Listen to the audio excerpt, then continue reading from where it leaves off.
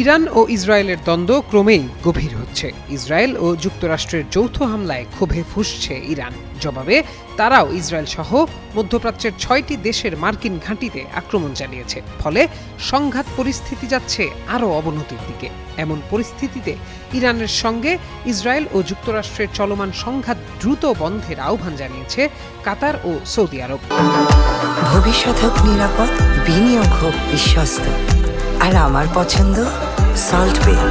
Welcome to salt বে। সংবাদ মাধ্যম আল জাজিরা এক প্রতিবেদনে এ তথ্য জানায়। প্রতিবেদনে বলা হয়, সৌদি আরবের ক্রাউন প্রিন্সের সাথে ফোনে কথা বলেছেন কাতারের আমির। চলমান সংঘাত এবং আঞ্চলিক ও আন্তর্জাতিক নিরাপত্তার ওপর এর প্রভাব নিয়ে মতবিনিময় করেছেন তারা।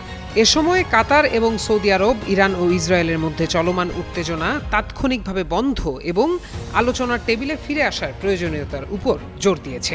সৌদি আরব কাতারের প্রতি পূর্ণ সমর্থন দিয়ে কাতারকে ইরানি ব্যালিস্টিক ক্ষেপণাস্ত্রের লক্ষ্যবস্তুতে পরিণত করার তীব্র নিন্দা জানিয়েছে।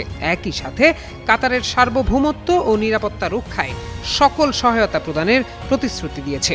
অপরদিকে কাতারের আমির সৌদি আরবের দৃঢ় অবস্থান এবং কাতার ও এর জনগণের প্রতি ভ্রাতৃত্ব প্রকাশের জন্য গভীর কৃতজ্ঞতা জানান। এর আগে শনিবার ইরানে যুক্তরাষ্ট্র ও ইসরায়েলের হামলার জবাবে ইরান পাল্টা আক্রমণ চালায়। এতে মধ্যপ্রাচ্যের বেশ কয়েকটি দেশে যুক্তরাষ্ট্রের ঘাঁটি লক্ষ্য করে হামলা চালায় তেহরান।